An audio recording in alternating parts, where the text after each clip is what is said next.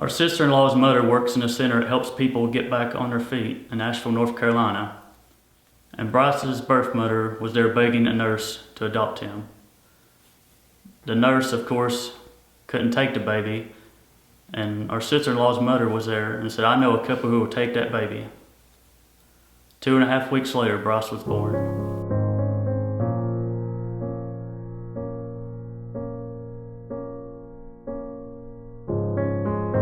Hi, my name is Gregory, and this is my wife, Rachel. This is our story of struggling with infertility and adoption. Once we came to the point that we realized God was calling us to adopt, we had been struggling with infertility for over 7 years. We had seen several specialists, and they would get our hopes up by saying, "Do this and do that, and you can get pregnant," but nothing would work. When you're getting married or even having your premarital counseling, no one says to you, "What are you going to do if you can't have kids?" It's always, "How many do you want and when?" No one also tells you how hard infertility is on your marriage. Honestly, there were times our marriage was on the rocks. Infertility makes you feel like a failure, and you want to give up on everything.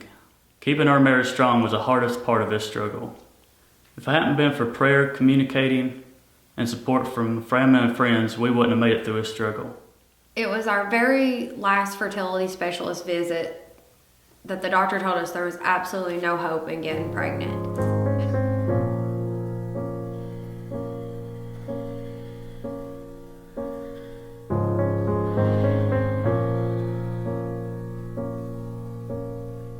And it was almost like then when he shut the door that we felt like we could breathe. Because we knew then that without a doubt, we were being called to adopt. We had earlier that year started with an agency and had been doing some fundraising and raising money for our adoption. But this being a private adoption, we had no clue how much it would cost.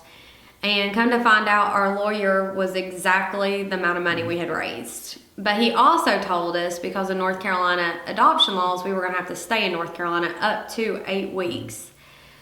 We only ended up having to stay 2.5 weeks, but the blessing was an OB nurse we met had also adopted, had a cabin that her family owned, and she let us stay there for free. God had provided every little detail for our stay in North Carolina. The day Bryce was born is a day that we'll never forget. Bryce's middle name is Rain, and that's in honor of his birth mother. That's the name she had picked out for him. It had rained all day long the day he was born, and at the end of the day there was a rainbow. We felt that was a sign, just for us, of God's promise. He had not forsaken us.